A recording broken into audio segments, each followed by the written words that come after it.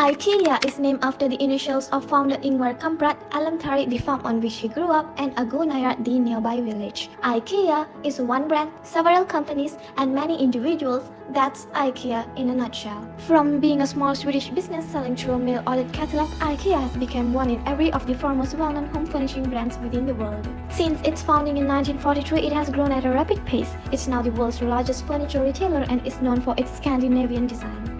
The majority of IKEA's furniture comes flat-packed and prepared for the buyers to assemble. This enables for the cost and packaging reductions. IKEA's mission and vision are to create a much better everyday living for many people, where IKEA will provide a large choice of well-designed, functional home furnishing products at rates so low that they are affordable to as many of us as possible. IKEA offers a complete product of 9,500 products, including furniture and accessories for the household.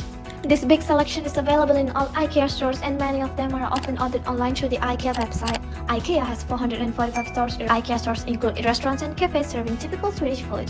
They even have a small grocery store selling Swedish goods like the famous meatballs and jam. Stores are often found everywhere around the world. If you like IKEA, you will love IKEA Family, says the company's loyalty program, which has over 110 million members worldwide. Customers who join the IKEA family receive discounts on select home furnishings, food products and services, also as free tea or coffee from Monday to Friday. IKEA incorporates a mission which is towards zero waste towards a better tomorrow, where 98% of IKEA's home furnishing materials, including packaging, are made of renewable, recyclable and recycled materials. In 2017, IKEA headquarters in the Netherlands and the Malaysian Investment Development Authority (MIDA) had agreed for the former to invest 908 million ringgit to set up IKEA's third largest distribution center and supply chain.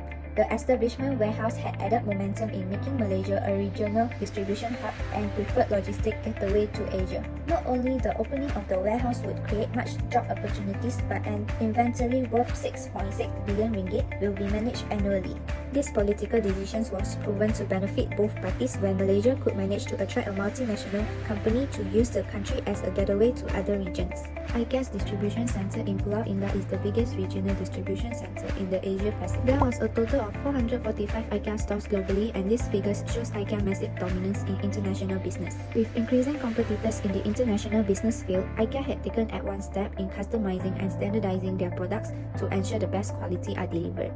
IKEA's determination to operate internationally are proven when IKEA had taken courageous step in opening its first store in India after the New Indian government launched the Make in India campaign. Subsequently, this shows the company's deep awareness of political changes that are happening as fruitful market research in every country.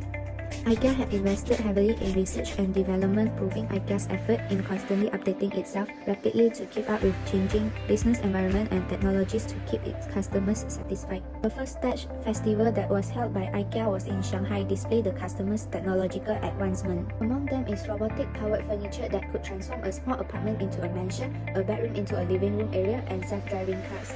High technology of computer software was also used to aid the design and development of IKEA furniture. Computer-aided design (CAD) and other 3D tools are utilized to transform the initial design concepts into high-quality products, which can be easily assembled at home by consumer. Social and cultural aspects have a significant impact on corporate operations. Diverse countries have different cultures, and what is considered good in a country may be considered a sin in another. As a result, it is critical for IKEA to consider the values and culture of the people in the countries where it operates. IKEA had always put a great effort in customizing exclusive catalogs to attract and fascinate the consumers from different cultural backgrounds and traditions. In 2016, homosexuality is still viewed negatively in Russia. Hence, IKEA removed the same-sex couple from the Russian catalog. IKEA's deep awareness of the social cultural environment in Russia had gained the Russians' applause and smiles in return. As a responsible company, IKEA had taken a heroic decision in May this year, announcing to all Malaysians to stop using Tallrika and Herois products due to several safety factors.